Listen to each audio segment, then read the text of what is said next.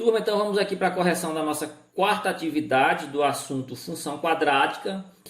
Nessa atividade eu passei para vocês duas questões que envolvem ponto máximo e ponto mínimo de uma função quadrática. São situações que nós estamos utilizando as funções do segundo grau em situações cotidianas, tá? Primeira questão diz o seguinte: a trajetória da bola em um chute a gol descreve uma parábola conforme imagem abaixo.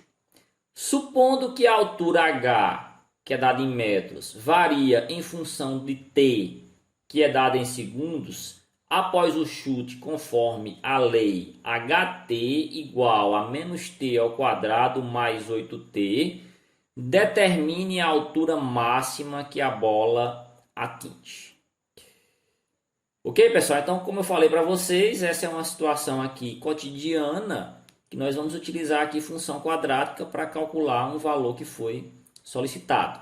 Então, eu tenho aqui a trajetória que a bola faz, ok? Já foi me dito que isso é uma parábola, tá?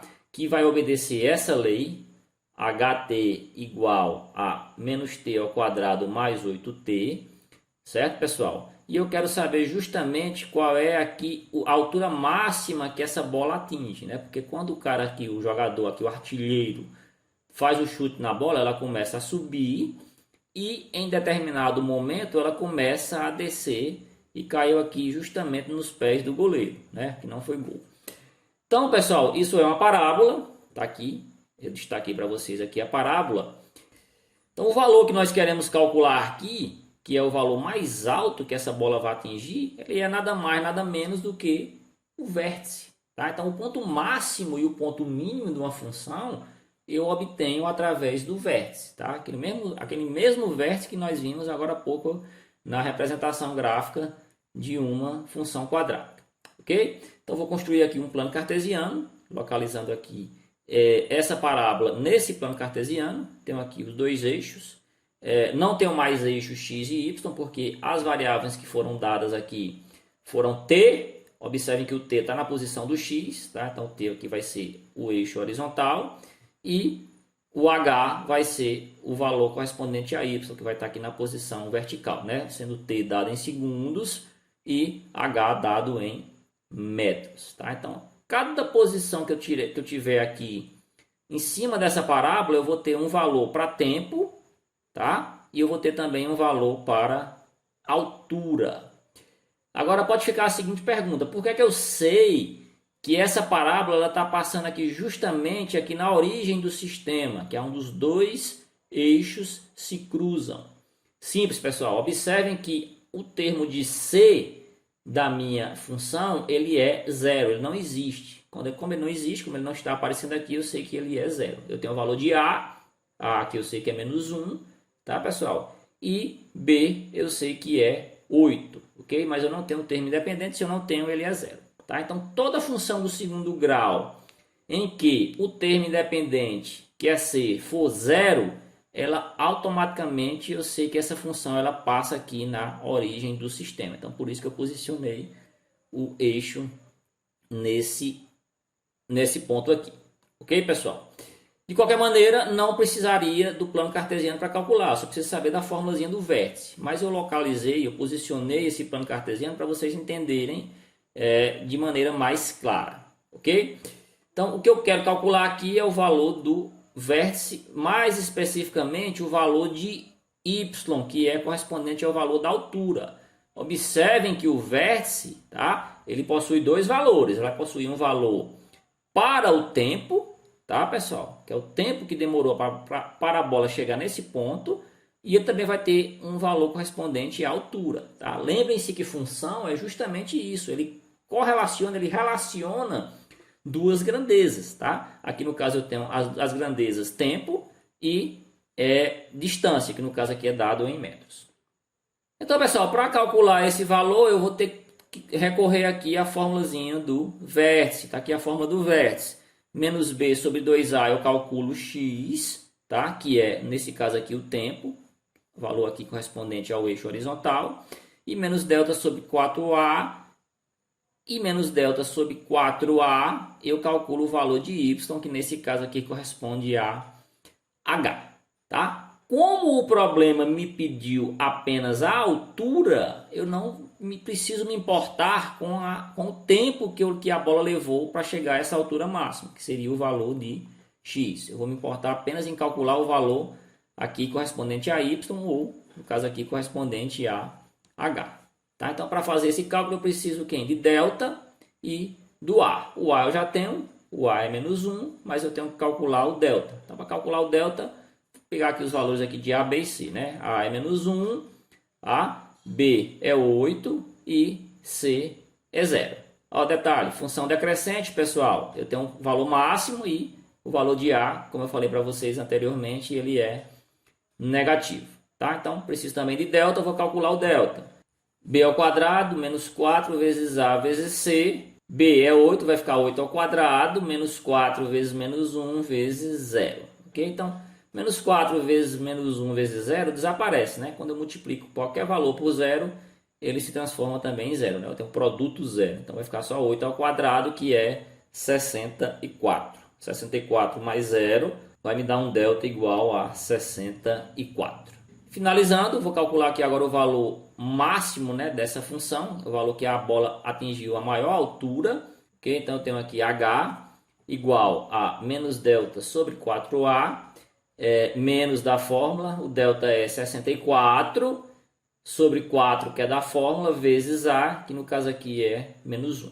Então eu tenho aqui 4 vezes menos 1 vai dar menos 4, tá? 64 negativo dividido por menos 4 vai dar 16 metros. Okay? Então a questão quer saber justamente isso, qual é a maior altura que a bola atingiu. No caso aqui foi 16 metros de altura. Ok, pessoal? Se eu tivesse perguntado para vocês qual o tempo que ele levou para a bola atingir a maior altura, aí vocês teriam feito o cálculo através dessa primeira formulazinha. Tá? Então essa é a dica que eu dou a vocês. Sempre que vocês se depararem com uma questão de máximo e mínimo de função quadrática, vocês vão ter que saber duas coisas. Primeiro, a formulazinha para calcular, né, o x e o y. E vocês vão ter que observar qual dos dois valores ele vai estar pedindo, tá? Geralmente ele só pede um dos dois valores, ou x ou y, né? E geralmente ele vai trocar isso aqui por outros valores aqui, outras grandezas, né? Já que a função, na prática, ela correlaciona duas grandezas, né? Uma grandeza em função da outra. Ok? Então, nesse primeiro exemplo, nessa primeira questão, foi pedido aqui o valor correspondente a y, que no caso aqui era h. Já na próxima questão, vamos ver. Ela diz o seguinte: um sinalizador náutico, ao ser ativado, tem sua altura variando em função do tempo, conforme a função ht igual a menos 5t ao quadrado mais 8t, uma função decrescente, ok? Observem que a é um valor negativo, ok? E também uma função que vai passar na origem do sistema, já que c, eu não possuo c aqui, ele é valor zero, tá bom?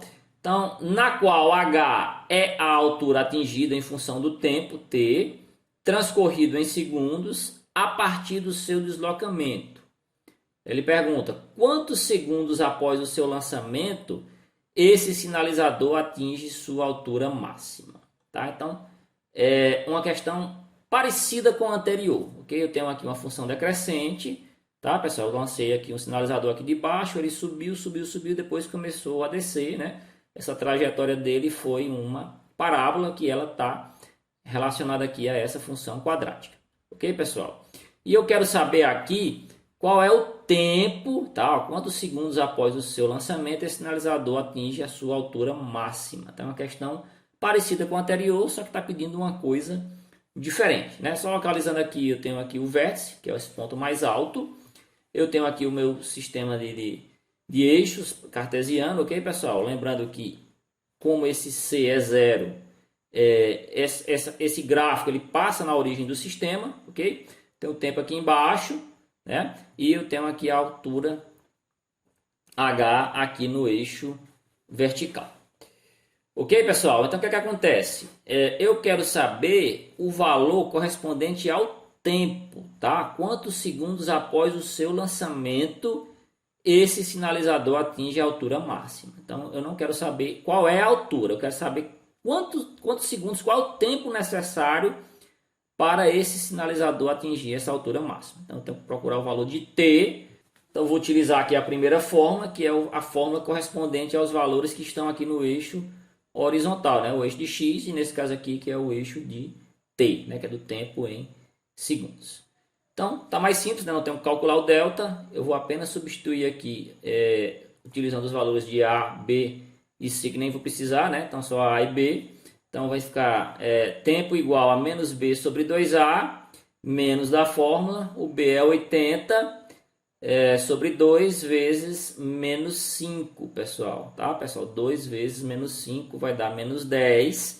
Menos 80 dividido por menos 10, menos por menos vai dar mais. Eu vou ter que o tempo foi 8 segundos. Ok, pessoal? Então, outro exemplo de máximo e mínimo, que nesse caso aqui eu calculei o valor correspondente ao tempo, que corresponde a x aqui no eixo horizontal. Ok, pessoal? Então, se liguem nessa questão de qual valor ele está pedindo, né? Se é o valor que está aqui no eixo horizontal ou é o valor que está aqui no eixo vertical. O valor que está no eixo horizontal são esses caras que vêm aqui depois da igualdade, né? T, x, vai depender do que venha depois da igualdade. Tá? O que está no eixo vertical é o y ou o valor que vai vir aqui antes da igualdade. Ok, pessoal? Então essa foi a correção da nossa atividade. Eu espero que vocês tenham gostado e até a próxima.